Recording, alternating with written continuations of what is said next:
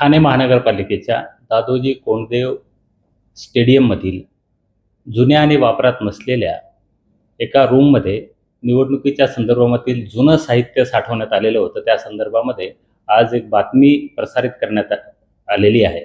त्या बातमीच्या अनुषंगाने मी संपूर्ण माहिती घेतली असून त्याची वस्तुस्थिती अशी आहे की ठाणे महानगरपालिकेच्या अंतर्गत दादोजी कोंडदेव या स्टेडियमच्या नूतनीकरणाची प्रक्रिया सुरू असून उर्वरित नूतनीकरण पूर्ण झालं असून फक्त या खोलीपुरतं किंवा गोदामापुरतं नूतनीकरण शिल्लक आहे।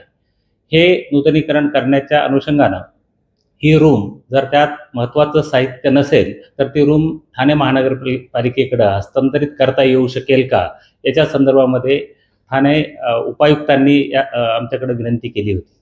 त्यांनी त्यांच्या अहवालामध्ये असे नमूद केलं होतं की या रूमचा पुढील समोरचा दरवाजा आहे तो थोडासा नादुरुस्त झालेला आहे, तोही दुरुस्त करावा अशी त्यांनी विनंती केली होती। त्याशिवाय ठाणे नगर पोलीस स्टेशनकडून या ठिकाणी गेल्या बऱ्याच वर्षांपासून सुरू असलेला बंदोबस्त सध्या परिस्थितीमध्ये मनुष्यबळाची कमतरता लक्षात घेता, त्यांच्याकडे असलेली मनुष्यबळाची कमतरता लक्षात घेता तो बंदोबस्त जर आत साहित्य महत्त्वाचं साहित्य नसेल तर तो इतरत्र वापरता येऊ शकेल का अशी विचारणा केली होती। या दोन्ही यंत्रणांकडून प्राप्त झालेल्या विनंतीच्या अनुषंगानं या कार्यालयाने भारत निवडणूक आयोगाच्या प्रचलित पद्धतीचा अवलंब करून या संदर्भामध्ये सर्व राजकीय पक्षांना या संदर्भातली पूर्वसूचना दिली होती। या पूर्वसूचनेच्या अनुषंगानं सदर गोदाम किंवा रूम उघडत असताना राजकीय पक्षांचे प्रतिनिधी त्या ठिकाणी उपस्थित होते। त्यांच्या समक्ष ही रूम उघडण्यात आलेली आहे आणि ते रूम उघडून आतमध्ये साहित्य काय आहे याची तपासणी करण्यात आली। हे साहित्य तपासत असताना या ठिकाणी जुने इलेक्शनचं साहित्य असल्याचं आढळून आलं।